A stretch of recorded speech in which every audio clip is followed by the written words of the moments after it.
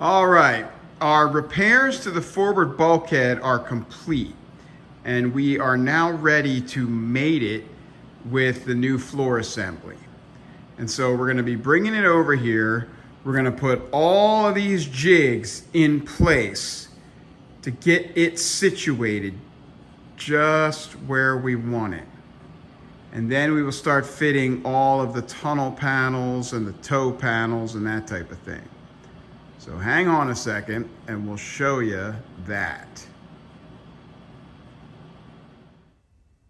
Okay, it's in the jig now. It's fitting very well. And so you can see it, we've just started to kind of throw some of these panels in there and see how they're going to fit, and they're fitting very well also, which is nice. Sometimes if you're going to be real particular, you got to tweak them a 1/16 of an inch or so, but this is all going together great. And actually, I was worried about the windshield posts, but they are just about dead on too. So things are looking good, and we're going to move forward with the positioning of all of the tunnel panels and everything up front. Okay, a lot has happened since I last filmed on this car. I'm under the gun, and so I just kind of keep forgetting to film. But we're out back behind the shop. This is not the prettiest area back here, but what I am doing is cleaning out the inner part of the forward bulkhead so I can put some primer in there. I like to use a red oxide rusty metal primer. You can see this is all just surface rust. And some of it is now clear because this has been sandblasted in the past. So you can see where, sand has gotten down through this hole and cleared some of this area out. Now you see all these little crumbs and metal shavings down in here. I've been working at this for 20 minutes with a shop vac and a squirter on the end of an air hose. And what you've got to do is squirt in all these nooks and crannies. And then whenever you see a few little crumbs like that, stop, get the shop vac, and suck them up, and then continue on.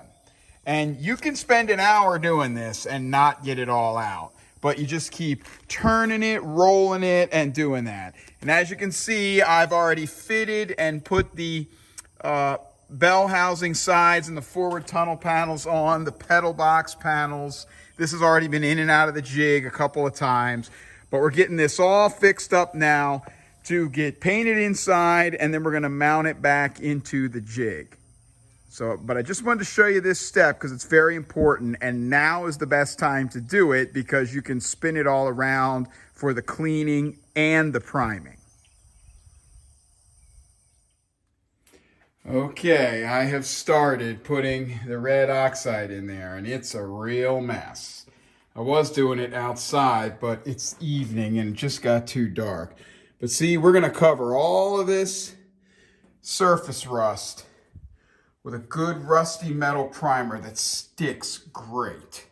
And I've had very good luck with this stuff in the past. And so you can see where I'm starting to get it in there, and you've got runs and drips, and don't worry about all that. This stuff wipes off easily with mineral spirits while it's wet. See, we're getting it all in there.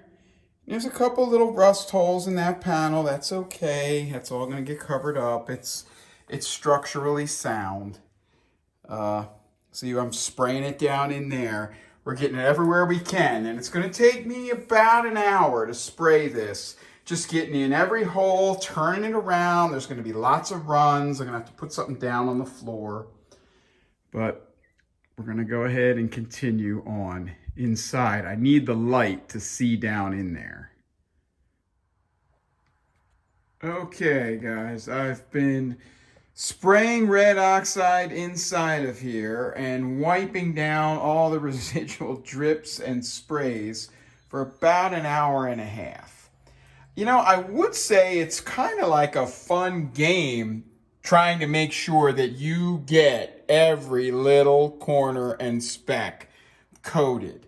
Except it's not fun because you're wearing a respirator and it gets old and you start to get a headache and yada yada. But I have got every single surface that I could see covered inside of here. And I am not bashful about putting it in there and letting it run and drip out. This is not going to rust again in my lifetime or yours or, you know, maybe 100 years. So that's good. It's great peace of mind. Getting water down in here through like a leaking wiper, you know, bezel seal or something like that can cause real problems. What usually causes the biggest problems in here are rodent nests, because they put a bunch of fluff and grass and all that in here, and then they urinate in it, which is very acidic. You already saw where there's no primer in here whatsoever, and that really sets up a problem, and then it just rusts out. But this one was in great shape, just a few little pinholes here and there. We've doctored up those lower A-posts and pillars for the door hinges. And you can see here now I've sprayed the weld-through primer on top of that. I've got the weld-through over here, everywhere where it's going to meet up with the floor, etc. And tomorrow we are going to mount this back up to the floor assembly in the jig, and we will weld it up. You can see here, originally this was spot welded. You can't do that now because the scuttle's on. They reached down through the bulkhead with the scuttle off. And so I just stitched that around there. This piece was the one original piece that stayed on there, so. And then again, I didn't want to get out the big spot welder and all that, so I did go ahead and plug weld these. Over here, I spot welded these with the pedestal spot welder. So, and then here, you've got a triple layer here. It builds up some rust between the two layers that are already there. You can see right here, I started to get some spitting because this is the third layer that's going on top of two layers that already existed, and there was some rust down in there between those, but that's all sealed up now. So I think we're looking good, and tomorrow we will mate this back up with the floor.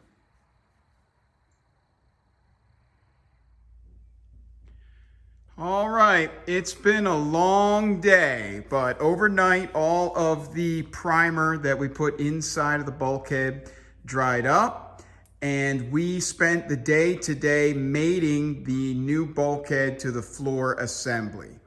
And you can see here where we had already mated these bell housing sides and this forward tunnel panel to the bulkhead, but now we've welded them in down here.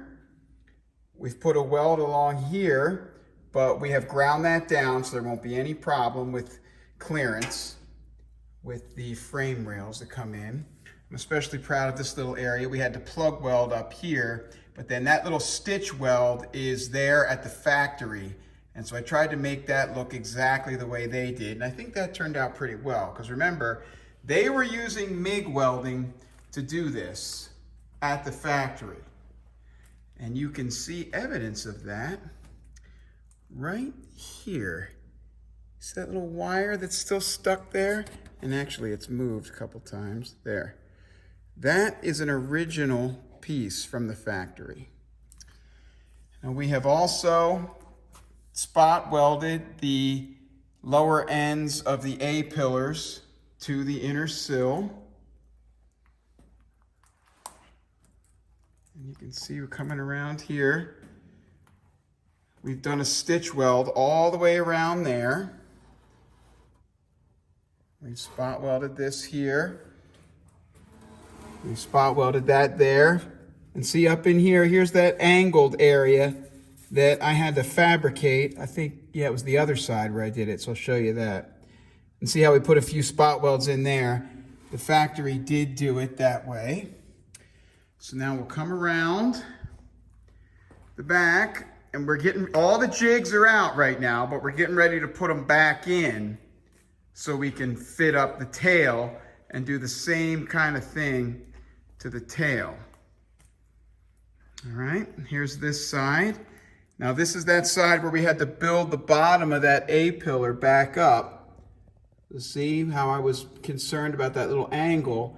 I wanted that to be just right so I could get my spot welds in there. And you can see I did have to do a few plug welds to pull this inner sill in tight. See in here you can see evidence of where I ran some screws in, and then I just turned those screw holes into plug welding holes.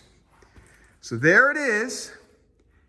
That is, I don't know the car number off the top of my head, I'm sorry, but I think it's in the late 200 series. This is an outside lock roadster.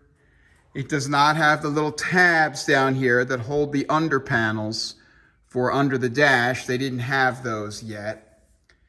And you can see it's got this funny hole there where they had a little hole and then they decided they needed to make it bigger, and all the early cars look just like that.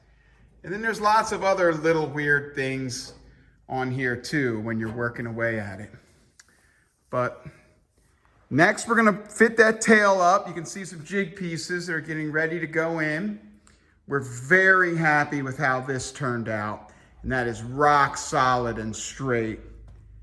So this is moving forward very nicely. Thanks for watching.